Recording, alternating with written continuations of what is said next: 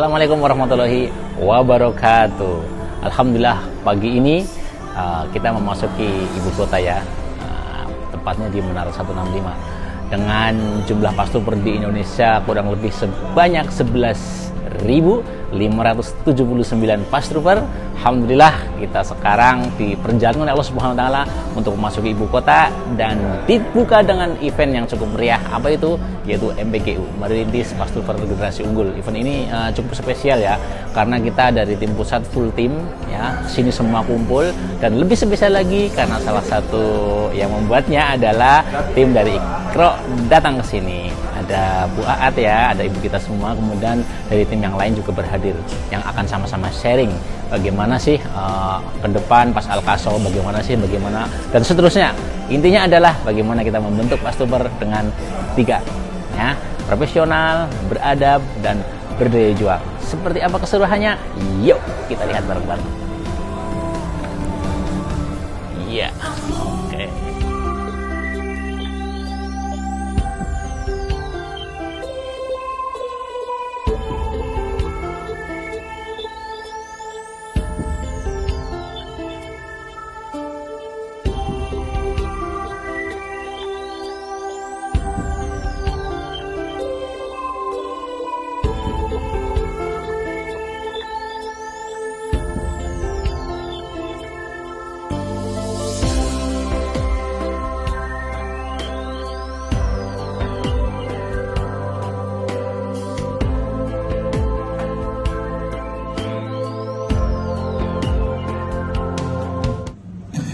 Apa kabar Bapak Ibu?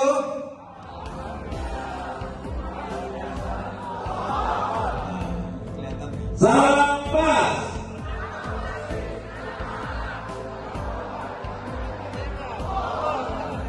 Assalamualaikum warahmatullahi wabarakatuh. Husnul khotimah itu sebenarnya adalah kristalisasi dari sebuah keseharian yang dibentuk, yang dibuat adalah sepanjang umur. Ya Bapak Ibu, walaupun yang ada yang melalui video, ada yang ikut secara langsung, dia mengatakan umat, kita berpikir umat itu sebelum saja dia memikirkan masalah umat. Pelajaran apa yang kita petik Bapak Ibu? Saya hidup besok, saya mati, status terakhir saya apa?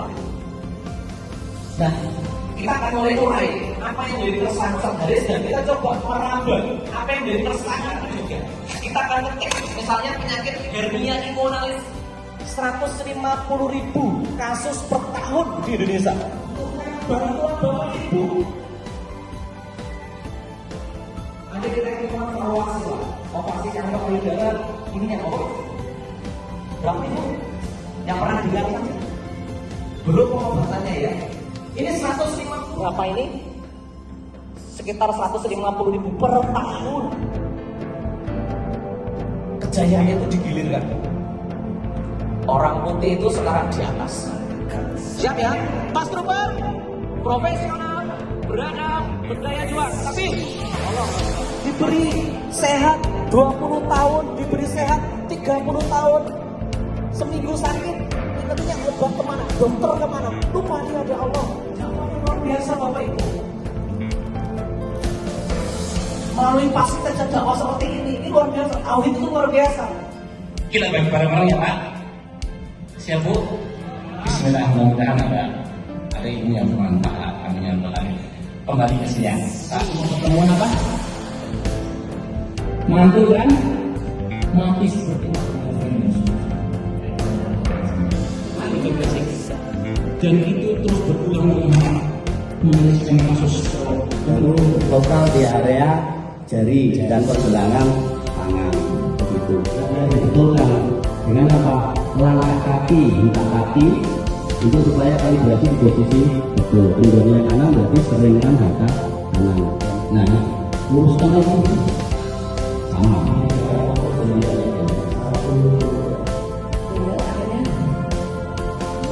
Tuhan pasti punya solusi untuk kesehatan. Jadi dengan tadi dia telah beliau itu punya kasus yang diembannya itu untuk apa namanya spondylosis ya. Itu yang kita pernah ceritakan sama teman-teman semua. Kita sampai mencari modalnya alamat di YouTube. Enggak di kalau satu menit kan ini 9 menit terus beliau tuh pemikir. Beliau nggak pernah menceritakan hal-hal yang betul-betul beliau tuh yang tadi Mas Andra bilang di hari terakhir tuh jangan pikir urusan pribadi, tapi masalah Islam. Jadi alhamdulillah dengan perjalanan ini Allah pertemukan dengan teman-teman di Klaten itu, beliau tidak berhentinya bersyukur. Ya, karena Masih yang datang. Langkah jalan setahun 2010 gitu kan. Makanya di situ memberikan kembali ke Tuhan. Itu dibagi-bagi. Untuk berpikir di situ. Iya. Siapa yang mau tanpa tulang tulangnya. Iya. Punya GERD-nya itu luar biasa ya, udah lama dan udah kalau udah obat dokter udah bosan lah. Herbal juga macam-macam, udah mau yang murah sampai yang mahal ya. Berobat pun udah alternatif, dari mulai yang dukun yang segala macam. Dan setelah diterapi saya alhamdulillah yang saya rasain sih saya excited itu begini Mas, karena saya tuh jalan 50 meter aja pasti ngap. Iya, udah kayak orang jantungan lah, jantung berdebar keras gitu kan, agak sedikit pusing, mual, jadi ngap, ngos-ngosan gitu. Nah, kemudian setelah diterapi, saya disuruh hentak-hentak kaki. Nah, setelah hentak-hentak kaki itu, saya ngerasa, ini nggak mungkin.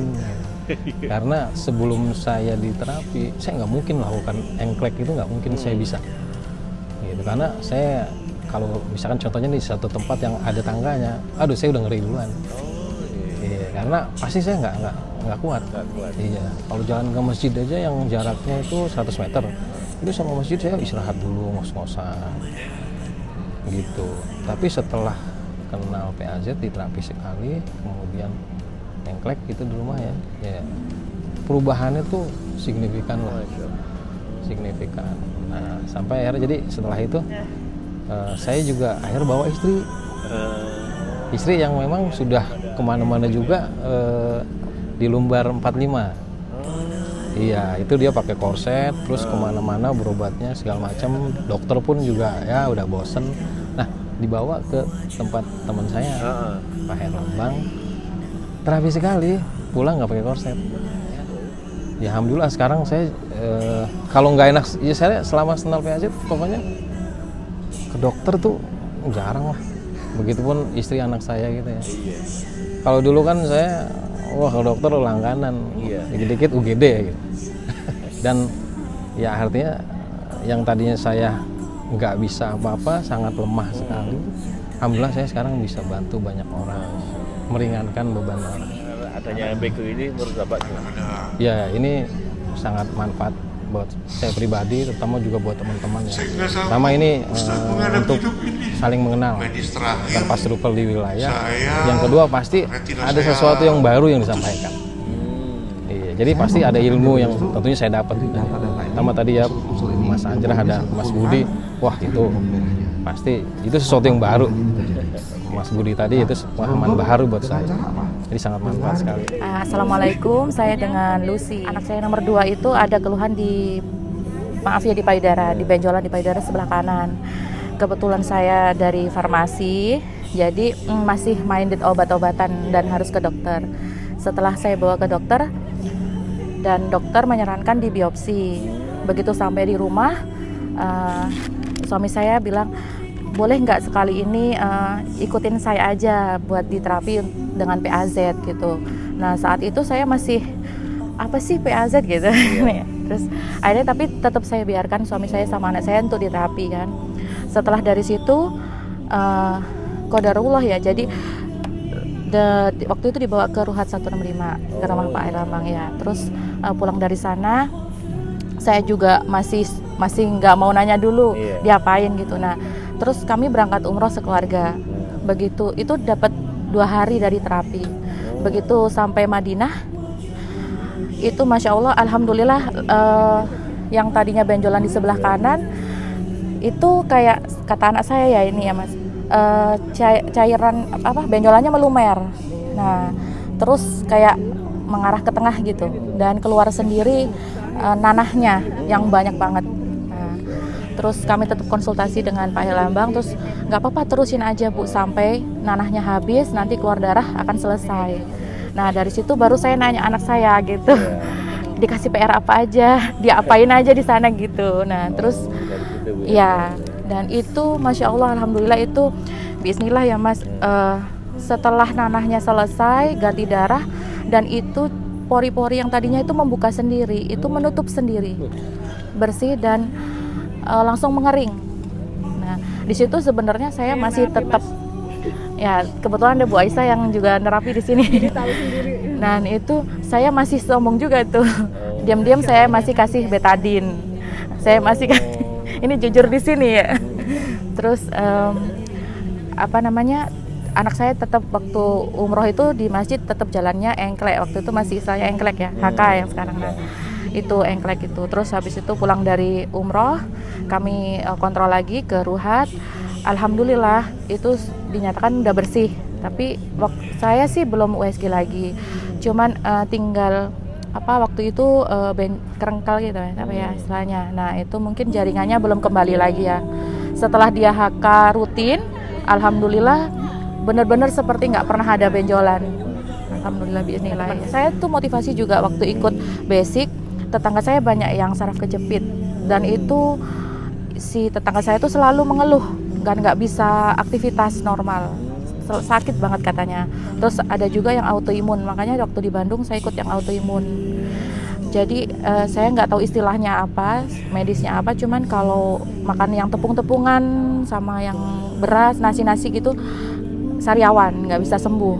Nah saya cobakan itu, mau nggak diterapi PAZ, saya jelasin gini, bersedia beliaunya. Terus saya terapi, alhamdulillah bismillah dia coba. Waktu itu makan mie instan sama sosis Solo katanya. Nah, kan sosis Solo dari tepung. Itu alhamdulillah nggak gatal, nggak sariawan. Nah, itu alhamdulillah. Menurut saya sih untuk alumni atau pas trooper kalau ada MPGU, ayo ikut deh gitu. Karena kita juga kan suka naik turun ya. Jadi menurut saya PGU ini untuk ngecas lagi gitu. Dan pasti ada tips-tips yang kadang kita nggak dapat di sini. Salam pas.